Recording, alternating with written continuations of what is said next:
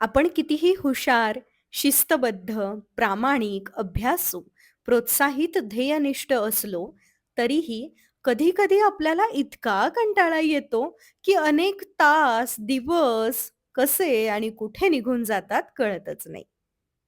सातत्याने अनेक गोष्टी करताना थोडंसं वेगळं काहीतरी आपलं मन शोधत असतं. पण मग ही वेगळी गोष्ट अगदी रोजच्या जीवनात आपल्या दिनचर्येत दडलेली असतेच की. ती शोधावी लागते.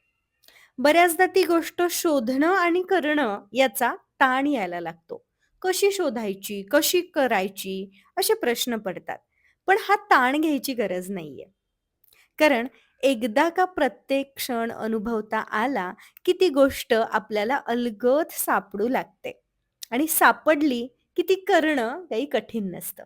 कारण आपण ती करतच असतो, फक्त आपल्याला ती सापडलेली नसते इतकंच. बघा पटतंय का? हं. पण त्याआधी नमस्कार मंडळी, मी सायली, तुमची जवळची मैत्रीण. मी काउन्सिलर आहे आणि स्वीकार माइंड केअरची को-फाउंडर. तर घराची स्वच्छता करत असताना जर तुम्ही कंटाळा करून ती स्वच्छता करायला लागलात, तर त्या स्वच्छतेमध्ये वेगळं काहीच वाटणार नाही. पण माझ्या मनावरची ही धूळ संपून जातीये, याची अनुभूती जर तुम्ही घ्यायला लागलात, तर त्या साफ-सफाईशी आपण एकरूप होतो आणि आपल्या मनाचा, मेंदूचा प्रत्येक कोपरा हाताळताना, निहारताना अनेक वेगळ्या भावनांची ओळख आपल्याला होते. काही भावना नव्या असतात, तर काही अगदीच परिचयाच्या असतात. शांत, स्लो आयुष्य निवडता येतं किंवा काही तास तरी निवडता येतात. किती गोष्टींना सामोरे जात असतो आपण आणि थकून, भागून इतकं कंटाळतो, की स्वतःलाच हरवून बसतो. कदाचित ना, पुन्हा नव्याने उमगण्यासाठी हरवणं गरजेचं आहे. ज्या वेळी मी स्वतःला विसरून बसले, त्या वेळी मी नव्याने स्वतःच्या प्रेमात पडले. नव्याने स्वतःला बदलू शकले, ओळखू शकले. पण यासाठी बदल गरजेचा आहे. स्वतःला जेव्हा आपण हरवतो, त्यावेळेला गरज असते बदलाची. सतत काहीतरी छोटं बदलूया. कधी वाचनाचा पॅटर्न बदलूयात, तर कधी भाजी करायची पद्धत बदलूयात. कधी पडदे तर कधी झाडांची माती बदलूयात. असं करत, करत, करत सवयींमध्ये होतात आपोआपच बदल. या बाहेरील बदलांमुळे आपली मनस्थिती देखील बदलायला सुरुवात होते. मनावरची जळमटं काढत असताना त्रास होतो थोडा. जेव्हा शांत व्हायचे दिवस सुरू होतात, त्याआधी प्रचंड घालमेल, नकारात्मकता ओसंडून बाहेर पडते. कदाचित त्यालाही आपण कंटाळा म्हणत असू. पाहिलं तर रोजचं जीवन सोप्पं आहे, नाहीतर अगदीच कठीण. आपण कोणतं लेबल देतोय त्याला, त्यावर ते ठरतं. ज्यावेळी मला जगणं कठीण वाटलं, त्या वेळेला मी आरशासमोर राहून बोलले स्वतःशी. सांगितलं स्वतःला, "मला बदलायचंय आणि ही सुद्धा वेळ जाणार आहे." काय बदलायचं, कसं बदलायचं, काहीच माहिती नव्हतं. पण मी स्वतःला सांगते, की मला बदलायचंय आणि ही वेळ सुद्धा जाणार आहे. असं करायचं हे आपल्याला माहिती असतं.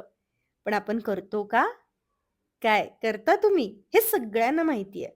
पण करत कोणीच नाही. सततचे पॅटर्न्स बदलणं मला प्रचंड मोकळं आणि प्रोत्साहित करतं. ज्या वेळी नैराश्य येतं, त्या वेळी मी काहीतरी बदलते. कधीतरी थांबणं, चालणं, तर कधी सुसाट सुटणं. सगळंच बळ देणारं आहे. रोज काय तेच-तेच करणार ना? रोज तेच आणि तसंच म्हणजे कोंडी वाटते. जरा वेगळ्या ठिकाणी लिहायला बसणं, जरा वेगळ्या ठिकाणी बसून चहा घेणं. अशा बदलांमुळे हळू-हळू वेगळ्या पद्धतीचे विचार करण्याचीही सवय लागू शकते आणि ती लागते.